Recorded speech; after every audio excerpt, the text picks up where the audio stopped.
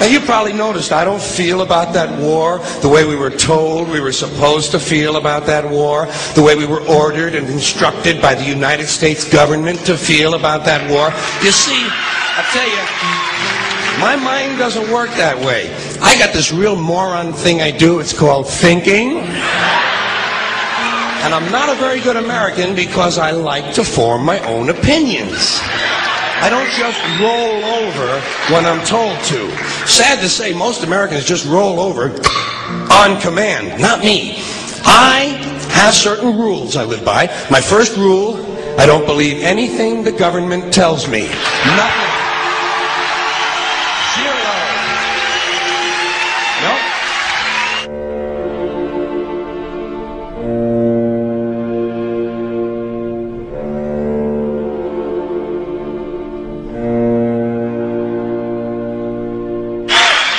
And I don't take very seriously the media or the press in this country, who in the case of the Persian Gulf War were nothing more than unpaid employees of the Department of Defense, and who most of the time function as kind of an unofficial public relations agency for the United States government. So I don't listen to them. I don't really believe in my country. And I gotta tell you folks, I don't get all choked up about yellow ribbons and American flags. Now, to balance the scale, I'd like to talk about some things that bring us together. Things that point out our similarities instead of our differences. Because that's all you ever hear about in this country is our differences. That's all the media and the politicians are ever talking about, the things that separate us, things that make us different from one another. That's the way the ruling class operates in any society. They try to divide the rest of the people. They keep the lower and the middle classes fighting with each other so that they, the rich, can run off with all the fucking money. Fairly simple thing, happens to work.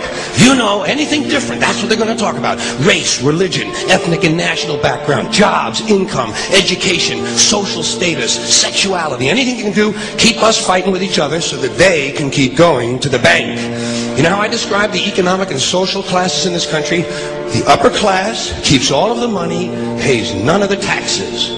The middle class pays all of the taxes, does all of the work.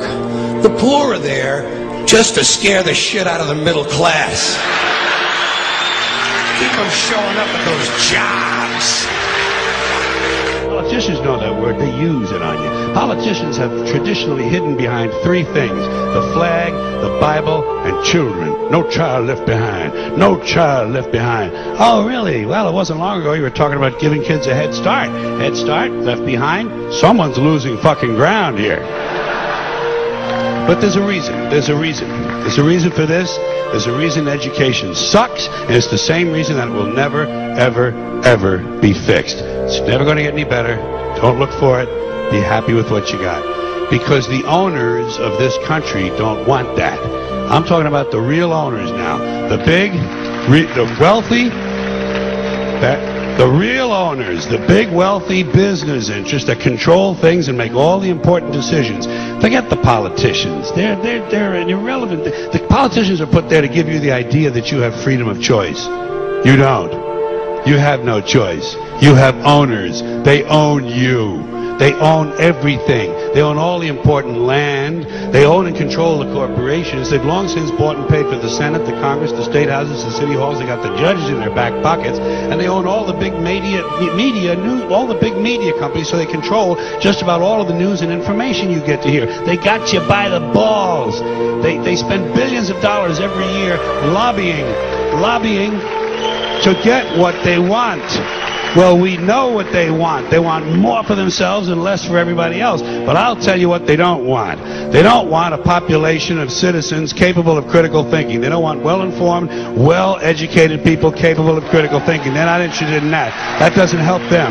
That's against their interest. That's right. You know something?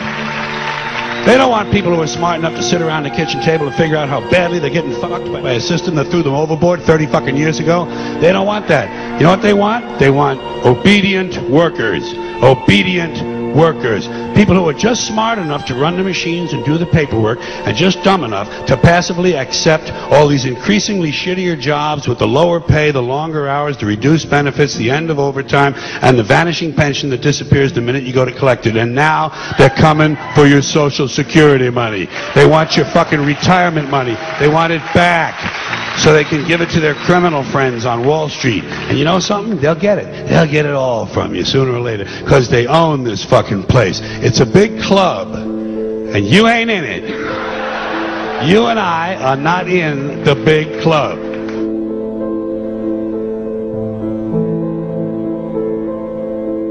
The greatest form of control is where you think you're free when you're being fundamentally manipulated and dictated to. One form of dictatorship is being in a prison cell and you can see the bars and touch them. The other one is sitting in a prison cell but you can't see the bar, you think you're free. What the human race is suffering from is mass hypnosis. We are being hypnotized by people like this. Newsreaders, politicians, teachers, lecturers.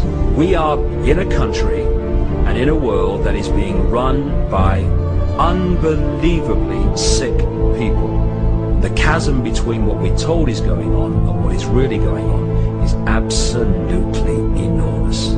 The greatest hypnotist on planet Earth is a oblong box in the corner of the room. It is constantly telling us what to believe is real. Historically, the control and manipulation of political opinion has been the Freemasons' main weapon in gaining control of countries and states. Once in control of the rulers and politicians of a country, laws and political structures could be changed in accordance with their agenda. However, since restricting the body does not necessarily mean restricting the mind, the Freemason recognizes that their plan for a global government hinges completely on subduing the masses to their agenda, and thus eliminating opposition to their cause. And the greatest threat to their plan, posing more danger than any army or law, is the threat of a free-thinking mind. In order to eliminate this threat and to achieve their objective, the Masons have set about the boldest plan ever devised: the complete control of every aspect of human life, your life. And the weapons they are using against you are in your very homes, entertaining you and your children, and gradually indoctrinating you without you even realizing.